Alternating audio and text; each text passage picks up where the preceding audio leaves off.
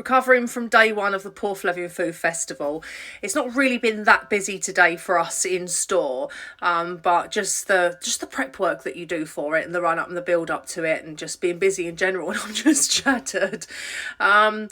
Met some nice dogs today, and it prompted me into coming on and talking about dog nail cutting after doing some dog nails today from some new people that were in the area.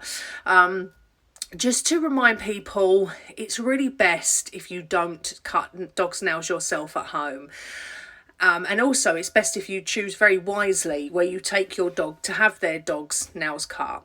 You often hear me be a bit anti-vet when it comes to that. You hear of so many dogs that go to the vets, have their nails cut and have a bad experience. Vets are amazing at certain things, like operations and things when the dogs are knocked out. Vets are not trained adequately to cut dogs' nails. They either don't cut enough off or they cut too much off and hurt the dog. I'm not here to vet bash. I'm here to dog owner bash and say, please have a think about not cutting your dog's nails at home. What happens is you don't use the right equipment, you don't use sharp enough equipment, you don't have the right technique, you don't know where to cut, you don't know what angle to cut, you don't know the pressure to use, the speed to use.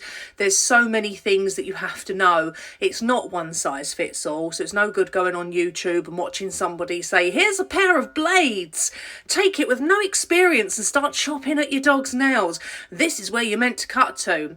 You don't actually know if you're watching a correct video or not. And anyone who is telling you to cut your dog's nails at home, he's a really naughty person anyway and shouldn't be doing that. Don't do it. You really put your dogs off having their nails being cut. And then when you bring the dog to someone like me, where a dog's age 2, 3, 4, 5 sometimes, never had their dog's nails cut at a groomer or never had it done professionally, and now the dog's 1 or 2, I'm then starting from scratch with an adult dog that's now really fearful and just assumes that this hurts. Well, it doesn't if the right person does it. And a lot of dogs, I've taken a lot of dogs from maniacs to completely trained, where they've just not been cut by the right person. Just have a think about that. Don't buy clippers yourself. You won't be buying the right ones. You're not trained to do it. You don't know what you're doing. Bring them to people like me.